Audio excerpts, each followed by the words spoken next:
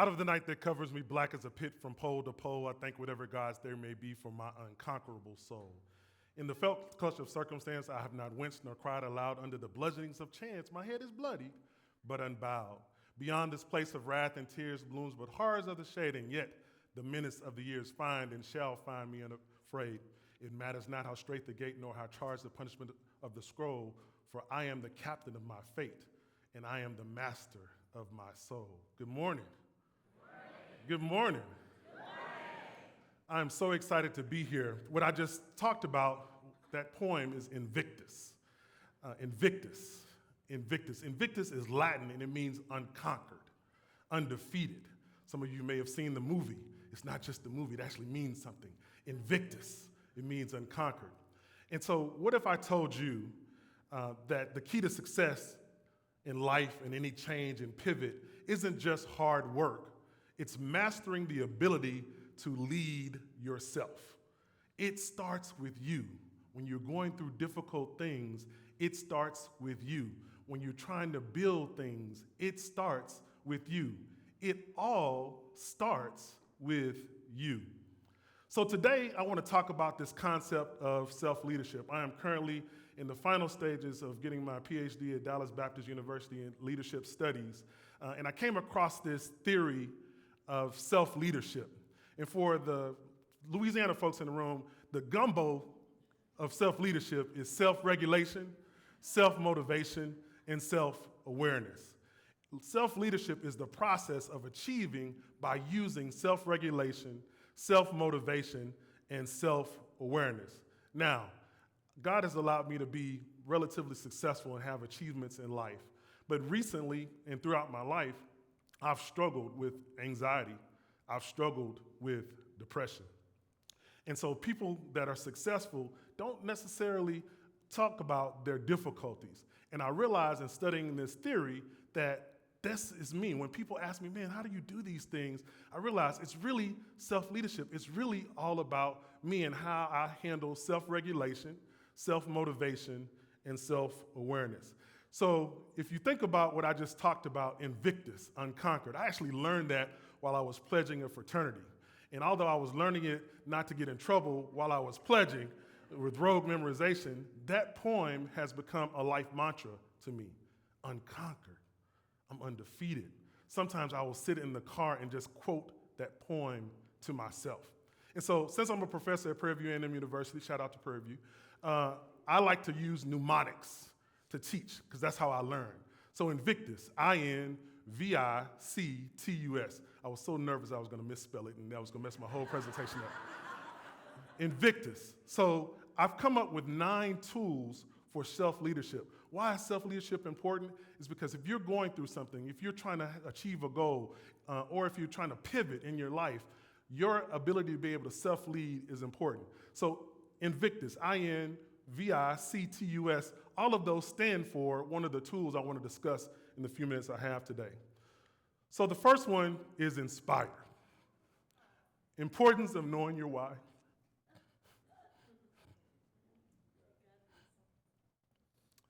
Self-leadership talks about intrinsic motivation. When you're going through something difficult, you must have a why. This is my why. I had so many jokes for this slide and I started crying. I did not get approved for these photos. I will deal with the consequences later. In order to get through this presentation, you must have a why. That's my daughter when she was little. That's my beautiful wife. That's them together. Some of the things I've gone through lately, I have to remember that these are my why. So if you're going through something difficult, if you're trying to be successful at something, you must have a why. Tool number 1 is inspire. I stands for inspire. Tool number 2, recover, Kevin. Tool number 2 is niche. What makes you special? Now, I give this talk sometimes to businesses, and I'm like, you have to have a product. You have to understand what you're special at. But it really works personally as well. In order to get through things, in order to be successful in life, you must know why you're special. As you see at the bottom of the slide, it says, knowing one's purpose leads to stronger intrinsic motivation, which in turn promotes greater engagement and productivity at work. If you know what you know and who you are, you can move through life with a level of confidence even through difficulty, right? So what makes you special? Answer that question. So tool number 2, niche. Niche, I'm from Texas. Is niche, niche? I mean, come on, what are we talking about, right? Tool number 3 is vision. If you fail to plan, you plan to fail. If you fail to plan, you plan to fail. And as I tell my students, if you're gonna set clear goals, they must be SMART goals, not just intellectually smart, but smart, specific, measurable, attainable, relevant, and timely. Specific, measurable, attainable, relevant, and timely. As you may or may not know, I went to Morehouse College. I don't know if you can tell that. I don't know why you would know that. I went to Morehouse College. I grew up at 4834 Raven Ridge, Houston, Texas, 77053. Morehouse College is 830 Westview Drive, Atlanta, Georgia, 30314. For those of you that have ever driven to Atlanta, you know that you take from Houston, I-10 to I-12 to I-10 to 65 to 85. That 65 part kind of goes up through Mississippi. That I-12 part goes through Louisiana. So in order to get back, I would have to go 85, 65, 10, 12, 10. So let's go to Atlanta together. 10, 12, 10, 65, 85. Let's come back home. 85, 65, 10, 12, 10. So if you learn nothing else today, you know how to get to Atlanta, all right? But every once in a while, for those of you familiar with that I-12 part is a very long bridge through Louisiana, and it would be cut off for construction or whatever they're doing. And as a college student, I would have to, unfortunately, go down and drive through it in New Orleans and sometimes stop and do what college students do in New Orleans and then keep going. My point is, if I only knew that path and I didn't have a plan, then I wouldn't have been able to get to my goal, right? And so therefore, if you fail to plan, you plan to fail, so that when change comes, you can adjust, all right? So again, fail to plan, plan to fail, you must have vision. Tool number 4 is integrity. In order to be successful in life, you gotta keep your reputation clean. Y'all see what I did there? Y'all see what I did there? You gotta keep your reputation clean, right? You must operate with integrity. If you're going through a pivot, you cannot do shortcuts, right? You must operate with integrity. So tool number 4 is keeping your reputation clean. Even in difficult times when it is easy not to operate or take shortcuts, you must operate in integrity. Tool number 4. Tool number 5 is connect. You're only as good as your database. You're only as good as your network. Quick story. I don't know if y'all went, I told y'all I went to Morehouse College. So Morehouse College, all-male black school, historically black college, graduates like Martin Luther King, Samuel Jackson, Spike Lee, the first black senator recently, Raphael Warnock, Kevin Riles, those guys. And so in order for me to go to Morehouse, I was accepted to many schools, full scholarship, but I wanted to go to Morehouse, and I could not go to Morehouse because I didn't have the money. So we borrowed $3,000 from my grandfather to get me to Morehouse, but I still did not have a full scholarship. My best friend and I graduated from Willow Ridge High School here in Fort Bend. We graduated close. He got a full scholarship, NASA scholarship to college. And so I was like, well, man, we're going to the same school. We have the same grades, but I didn't get it. But Kevin, is Big Kevin, Little Kevin, I'll let y'all guess who's who. Kevin went to a summer science program, met the scholarship proctor, called me, and my mother, who's in the audience today, said, the squeaky wheel gets the oil. And so he gave me the scholarship proctor every week for the entire summer before my freshman year. I would call Dr. Green. Dr. Green, this is Kevin Riles. Oh, yeah, okay. Dr. Green, this is Kevin. To the point where his secretary at the time stopped taking my calls. When I got to Morehouse, I was on a wing and prayer. $3,000, we paid the deposit, I was there, but I still didn't know how I was going to finance the rest of my education. So fast forward, meet Kevin. Kevin has introduced me over the phone with Dr. Green. I'm in my room. Kevin comes to my room. He brings this guy named Floyd Kills from South Carolina. Floyd was so smart that he was going to deny the NASA scholarship and go to AT&T scholarship because he went all the way through PhD. And I had a meeting with Dr. Green the next day. I said, well, what time are you meeting with Dr. Green? He said, I'm meeting at 1:30. So at 2 o'clock, who walks in the door? Me. I walk in the door, and Ms. Ball, the secretary, says, hey, who are you? I said, I'm Kevin Riles. She's like, oh, here he goes again. Good Lord. And I said, I was here to be Dr. Green, and every time I would talk to Dr. Green, just, I can't go, and just a sad song. She said, well, he's in with a student. I said, do you mind if I wait? No problem. So we wait. I wait.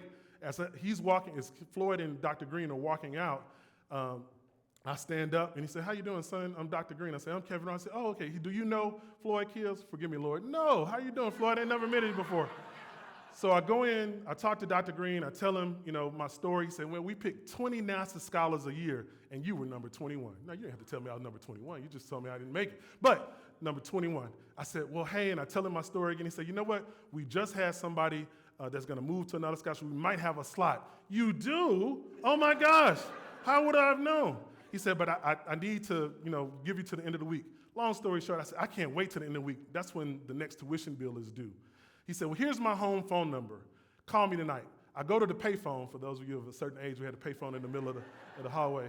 I call. His wife answers the phone that night, and she says, Green residence. I say, hey, Miss Green, this is Kevin Riles calling for Dr. Oh, he's busy. And so I tell her my story. I can't afford this thing. She said, oh, well, hold on. Milford! And all I hear is some rumbling. She comes back and says, hey, Kevin, you have the scholarship, $75,000 scholarship. NASA interned at Johnson Space Center every summer. NASA paid for my undergraduate education. This particular point, conduct. If I had not known Kevin, and Kevin had not known Floyd, and Floyd had not gone in and talked to Dr. Green, that never would have happened. So that is my example of how you will be blessed as long as your database, you are as good as your database. And so it is not only important to take from your database, but it's also important to give. So tool number 5 is connect.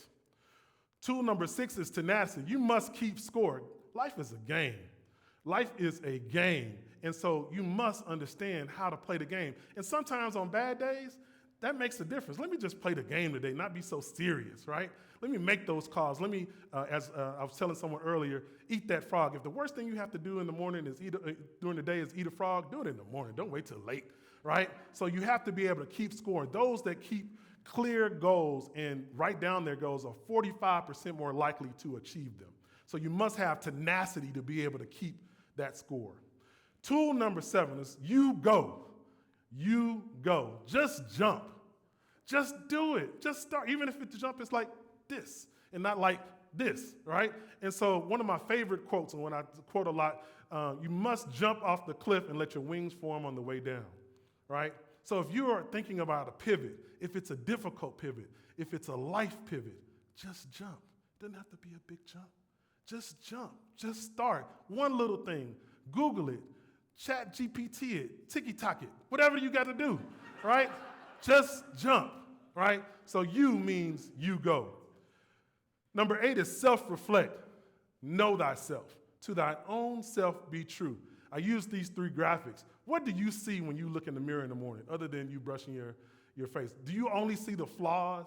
Do you only see, like me, I got this beard ready for the TED Talk, and I texted my picture to my daughter and my wife, and my daughter said, look at you, salt and pepper. I said, a whole lot more salt than pepper, but thank you, right? So because I'll notice, quote unquote, what I might consider a flaw.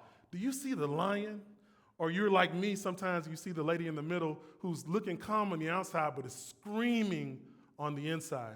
Or is it the other photo here where you're looking at yourself normally, but you're suspect? Do I have it? Do I want it? Right? You must know yourself. A sense of self is one of the most important things in achieving your goals. So tool number 8 is self-reflection. If you do all of these things, INVICTUS, if you do all of these things, you will have success. Now, let me also say and define success. The definition of success is what you think the definition of success is, right? It is not something grandiose. Success might be getting out of bed this morning. Success might just be sitting in here being present and not thinking about all the things that you have to do. Success might be getting a PhD. Success might be dealing with a difficult person. Whatever the case may be, all of these tools, self-reflection, being true to yourself, will help you achieve success. So, as we say in the tradition of the Black church, as I come to a close, out of the night that covers me, black as a pit from pole to pole, I thank whatever gods there may be for my unconquerable soul. In the felt clutch of circumstance, I have not winced nor cried aloud. In the bludgeonings of chance, my head is bloodied, but unbowed. Beyond this place of wrath and tears looms but horrors of the shade, and yet the minutes of the years shall find me and find me unafraid.